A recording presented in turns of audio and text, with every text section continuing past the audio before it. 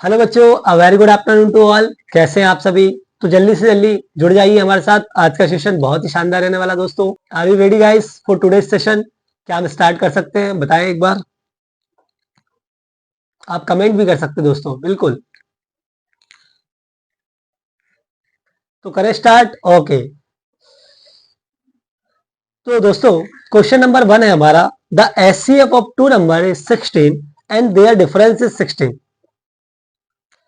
दो नंबर है दोस्तों जिनका एचसीएफ भी 16 है और उनके बीच का डिफरेंस जो है वो भी कितना है? 16 है। Find the numbers. और हमें नंबर्स क्या करना है? फाइंड आउट करना है।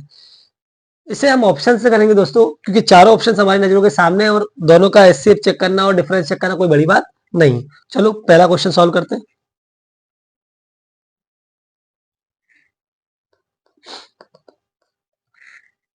दोस्तों, ऑप्शन नंबर ए में हमें जो संख्याएं दी हैं वो है 64 एंड 80। अगर इनके डिफरेंस की बात करें तो 80 माइनस 64 दैट विल बी 16। सही है, तो डिफरेंस तो हो गया। अब बात करते हैं इनके एचसीएफ की।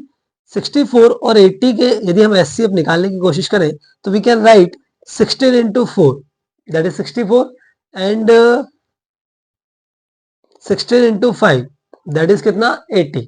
तो 16 into 4 that is 64 and 16 into 5 that is 80। इनका यदि हम एचसीएफ लेंगे तो HCF is a common factor, तो वो कितना हो जाएगा हमारा? 16 हो जाएगा।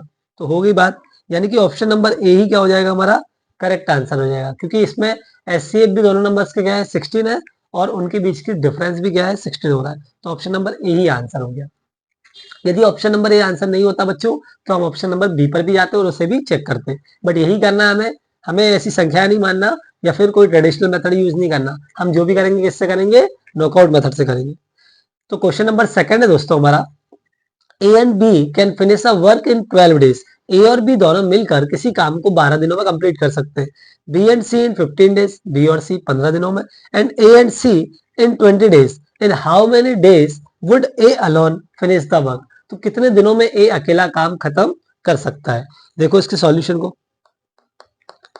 इसे हम एलसीएम मेथड से करेंगे दोस्तों। ए प्लस बी अगर किसी काम को 12 डेज में कंप्लीट कर सकता है, बी प्लस सी अगर उसी सेम काम को 15 डेज में कंप्लीट कर सकते हैं, सी प्लस ए प्लस सी बोलो या सी प्लस ए बोलो, बात तो एक ही है दोस्तों। ये दोनों मिलकर 20 डेज में यदि किसी काम को कंप्लीट कर सकते हैं, तो यदि हम टोटल वर्क निकालेंगे तो टोटल वर्क कैसे निकालेंगे बच्चों? हम इनका एलसीएम लेंगे। एलसीएम लेकर हमारा टोटल वर्क आ जाएगा। तो 12, 15 और 20 का एलसीएम 60 यूनिट्स आएगा बेटा। तो ये जो हमारा एलसीएम आया है 60 यूनिट्स, यही क्या हमारा टोटल वर्क है। अब हमें इफिशियंसी निकालना है इन सब की। तो ये पहले हम 12 से डिवाइड करेंगे तो कितना आएगा? 5 यूनिट्स पर डे। यानी कि ए और बी मिलकर एक दिन में 5 यूनिट कंप्लीट करते हैं। बेटा बी प्लस सी यानी कि 15 डेज से डिवाइड करेंगे तो कितना आएगा? 15 4 60 यानी कि 4 यूनिट्स पर डे। यानी कि बी और सी मिल जाए तो वो दोनों मिलकर एक दिन में कितनी यूनिट्स कंप्लीट करेंगे? 4 यूनिट्स। अब बात करते हैं सी और ए मिलेंगे तो कितना काम होगा एक दिन में? 20 से डिवाइड कर देंगे that is 3 units per day. तो बच्चों ये हो जाएगी इनकी इफिशियंसी। ए प्लस बी की मिलाकर इफिशियंसी कितनी हुई बच्चों? 5 units per day. B plus सी की कितनी हुई? 4 units per day. C plus ए की कितनी हुई? 3 यूनिट्स पर डे।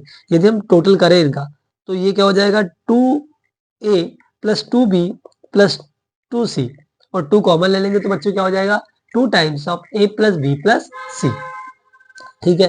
अब इनका टोटल लगाते हैं तो 5 प्लस 4 प्लस 3, 5 4 जा 5 4 9 9 3 12, तो 12 units per day.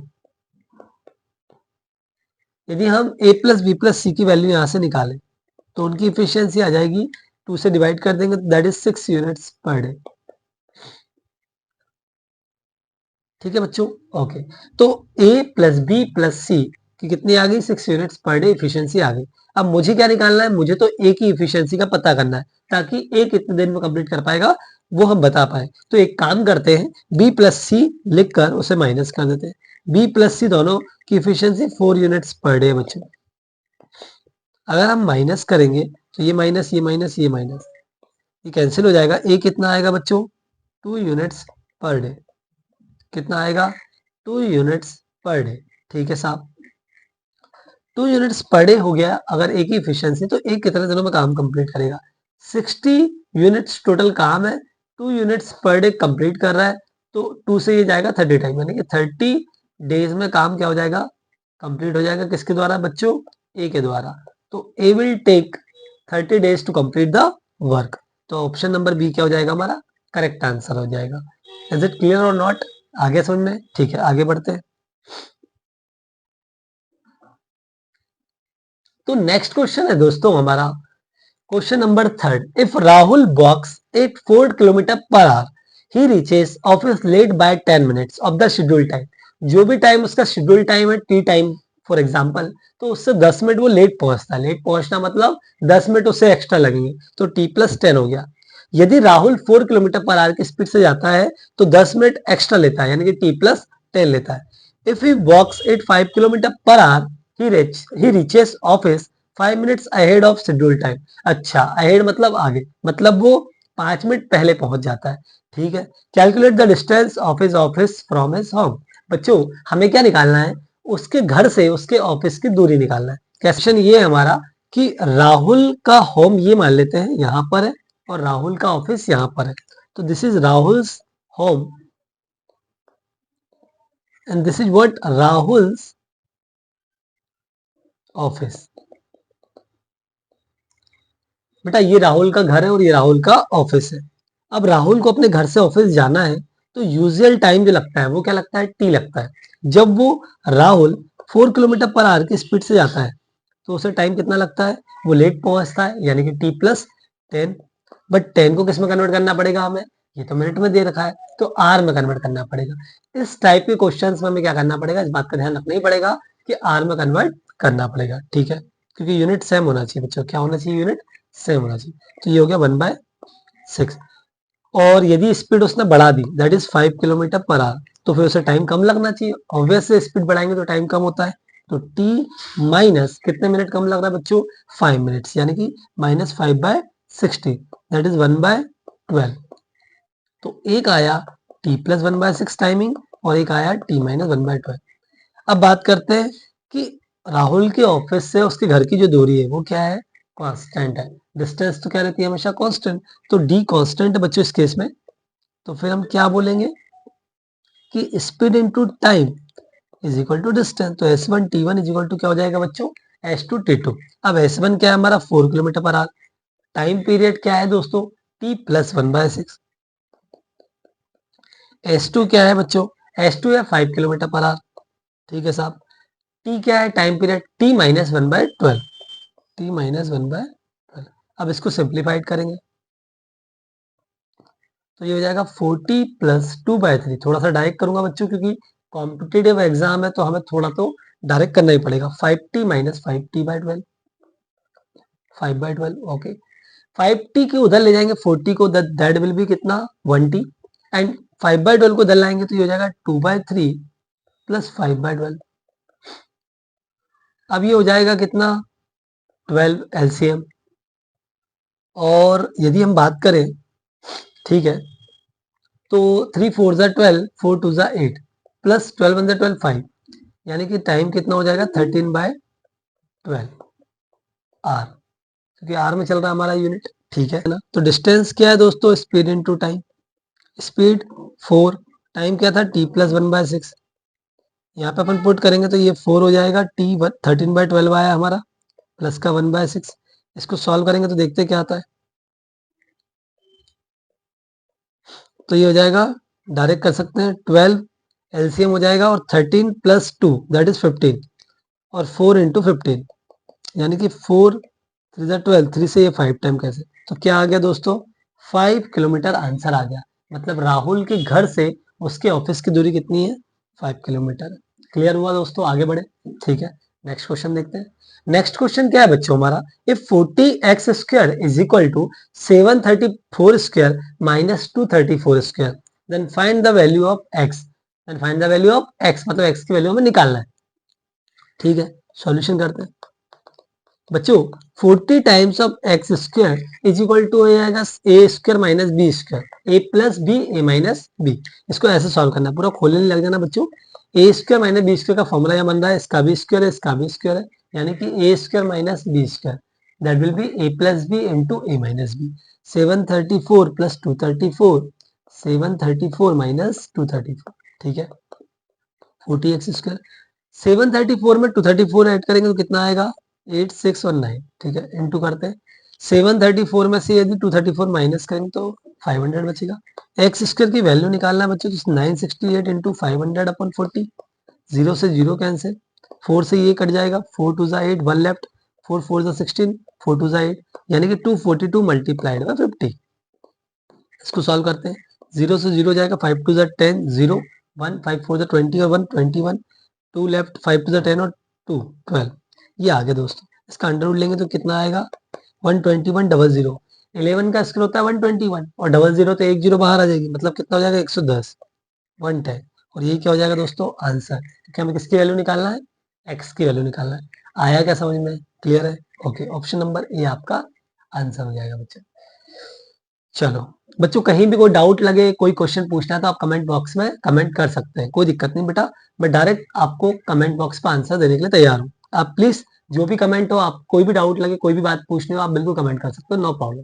Okay, next question है बच्चों हमारा. A shopkeeper purchased a stereo system और mark price rupees 2000, it successive discount of 10% and 20% respectively. He then spent rupees 70 on packaging and sold it at rupees 2000. Calculate his gain percentage. इसका क्या निकालना है, हमें gain percentage निकालना है. चलो आओ देखते हैं सॉल्यूशन कैसे करेंगे. पहले मैं आपको एक बार क्वेश्चन समझा देता हूँ, उसका सॉल्यूशन करवाता हूँ. सुनो बच्चों, क्या हो रहा है कि उसने स्टीरियो सिस्टम खरीदा, वो भी किस पे, मार्केट प्राइस पे. तो मार्केट प्राइस क्या है उस स्टीरियो सिस्टम का, 2000 रुपीज. बट सर उसने तो डिस्काउंट भी लिया. बिल्कुल बेटा, हम बात करेंगे, दो सक्सेसिव डिस्काउंट लिया, एक 10% का, एक 15% का. मतलब 2000 का आइटम ना खरीद के उसने दो डिस्काउंट करवा कर वो आइटम कम में खरीदा. अब कितने उसको कॉस्ट प्राइस पड़ा वो अपन देख लेते हैं. तो सीपी ऑफ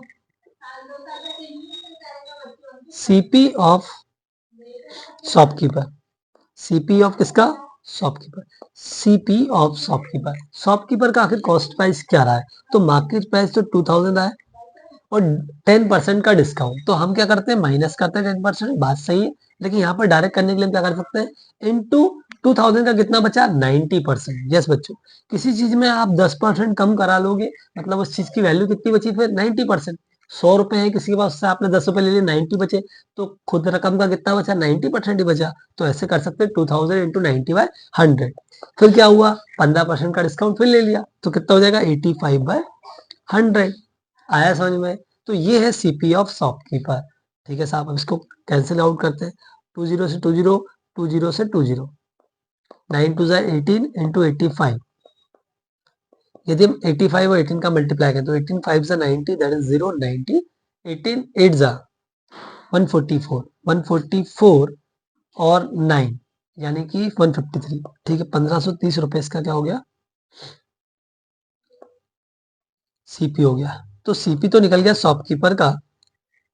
ठीक है, अब he then spent rupees 70 on packaging, 70 on packaging and sold it rupees 2000. ओहो, 70 रुपीज उसका खर्चा हुआ बेटा काय पे, पैकेजिंग में. तो कितने की चीज पड़ गई उसको, 1600 रुपए की. सर जो भी आइटम था उसको 1600 का पड़ गया, स्टीरियो सिस्टम उसको कितना पड़ गया, 1600 का. अब वो उसे सेल कर रहा है, वो भी किस पे, जो मार्केट प्राइस था वही, मतलब जो स्टिकर लगा हुआ था स्टीरियो सिस्टम पर, उसने उतने का ही लाकर उतने में ही सेल कर दिया. तो 1600 रुपए में उसने सेल कर दिया, सॉरी 1600 रुपए उसको कॉस्ट प्राइस पड़ा और 2000 में उसने सेल कर दिया.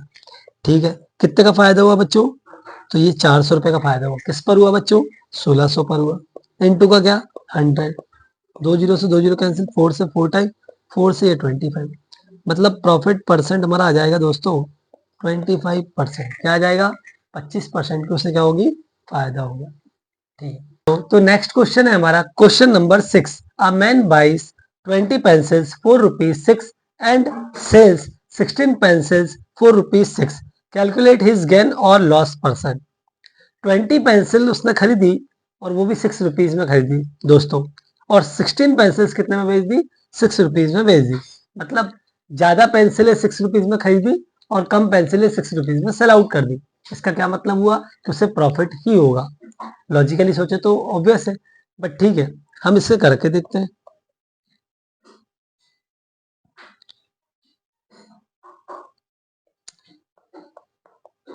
देखो दोस्तों, CP of 20 pencils is equal to given है ₹6। तो CP of 1 pencil is equal to 6/20। Cost price एक पेंसिल की निकल आई, that is 6/20। SP of 16 pencils is equal to ₹6 and SP of 1 pencil is equal to 6/16। अब दोस्तों इन्हें हम कंपेयर कैसे करेंगे, जब बेस सेम होगा तो कंपेरिजन कर पाएंगे, तो इसलिए पहले बेस सेम करते हैं। इसमें यदि हम 5 से मल्टीप्लाई कर दें, 5 से मल्टीप्लाई करें तो this will become 30/80 and this will be 4 into 4। भाई उस नंबर से मल्टीप्लाई करना ताकि बेस सेम हो, तो 20 into 4 that is 80, 6 into 4 that is 24। तो एक आया 24/80, ये एक पेंसिल का कॉस्ट प्राइस है, और एक आया 30/80, ये एक पेंसिल का क्या है, हमारा सेलिंग प्राइस है। तो अब हमें क्या होगा, प्रॉफिट होगा, ठीक है, क्योंकि एसपी क्या है, ग्रेटर है सीपी से। तो अगर हम प्रॉफिट निकालें दोस्तों तो ये हो जाएगा 30/80 माइनस 24/80। अब हमें तो प्रॉफिट परसेंट भी निकालना है, तो SP minus CP that is profit upon क्या कर देंगे, CP that is 24/80 multiplied by 100, तो that is 6/80 upon 24/80 multiplied by 100। 80 से 80 कैंसिल, 6 4 24 एंड 4 से यदि हम कैंसिल करेंगे तो कितना आएगा, 25%। तो answer will be 25%। Option number B क्या हो जाएगा हमारा दोस्तों, करेक्ट आंसर हो जाएगा। नेक्स्ट क्वेश्चन देखते हैं। नेक्स्ट क्वेश्चन है हमारा question number 7, that is if a upon b is equal to 1/3, b upon c is equal to 1/2 and a is equal to 2 है, then the value of c, मतलब c की वैल्यू में बताना। देखो दोस्तों कैसे करेंगे इसका सॉल्यूशन। यदि a/b हमारा 1/3 है और b/c क्या है हमारा 1/2, तो यहां से हम क्या कर सकते हैं, a/b मल्टीप्लाइड बाय b/c निकाल सकते हैं, दैट विल बी 1/3 इंटू 1/2। तो b से b हो गया कैंसिल, ये आया हमारा a upon C, that will be 1/6।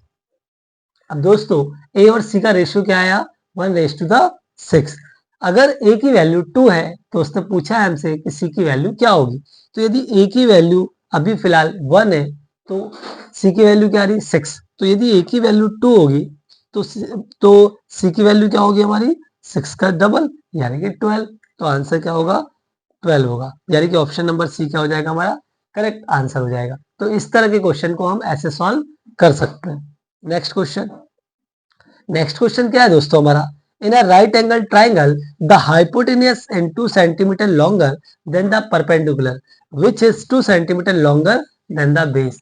एक राइट एंगल ट्राइंगल हमारे पास जिसमें एक साइड से दूसरी साइड क्या है, 2 सेंटीमीटर ज्यादा है, और उससे भी हाइपोटेनियस क्या है, 2 सेंटीमीटर ज्यादा है, और ये क्या है हमारे पास राइट एंगल ट्राइंगल, ये उसने खुद बोला है, ठीक है। Calculate the length of base, हमें बेस की क्या निकालना है, लेंथ। तो इस टाइप के क्वेश्चन को सॉल्व कैसे करेंगे, देखो दोस्तों इस टाइप के क्वेश्चन को सॉल्व करने के लिए हम सबसे पहले तो एक डायग्राम ड्रॉ करेंगे, छोटा सा डायग्राम राइट एंगल ट्रायंगल बना लेंगे। फिर ये बेस हमारा x मान लेंगे। तो उसने बोला है कि जो हाइट है वो 2 centimetre longer than the base है, तो अगर हम बेस को x मान लेंगे तो हाइट क्या हो जाएगी दोस्तों हमारी x+2, और जो हाइपोटेनियस है वो क्या है, परपेंडिकुलर से 2 सेंटीमीटर ज्यादा है, यानी कि हो जाएगा x+4। तो इस तरह से हमें राइट एंगल ट्राइंगल की तीनों साइड्स मिल गई।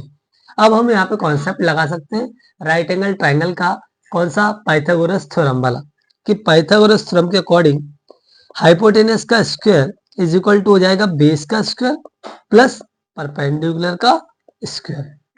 अब दोस्तों इसको हम ओपन भी कर सकते हैं, बट हमें ओपन नहीं करना है, हमें क्या करना है, हमें ऑप्शंस में से वैल्यू पुट करना है और ऑप्शन से सॉल्व कर लेना है। अगर मैं इसमें ऑप्शन नंबर ए की वैल्यू डालता हूँ दैट इज 6, तो अगर हम 6 पुट करते हैं तो 6+4 10, 10 का स्क्वायर कितना हो जाएगा हमारा 100। थोड़ा डायरेक्ट कर रहा हूँ, एक बार लिख देता हूँ, ठीक है। तो 10 का स्क्वायर दैट इज 100, 6 का स्क्वायर क्या होगा दोस्तों 36, और 8 का स्क्वायर कितना होगा हमारा 64। तो इस तरह से 100 इज इक्वल टू क्या हो जाएगा दोस्तों 100, यानी कि ऑप्शन नंबर ए से क्या हो गया हमारा इक्वेशन बैलेंस हो गया। तो हम ये बोलेंगे ऑप्शन नंबर ए क्या होगा हमारा करेक्ट आंसर होगा, यानी कि बेस कितना होगा 6 सेंटीमीटर। यहाँ एक्स हमारा 6 सेंटीमीटर हो जाएगा, और पेंडुकुलर कितना हो जाएगा 8 सेंटीमीटर, और हाइपोटेनस कितना हो जाएगा 10 सेंटीमीटर। क्लियर है?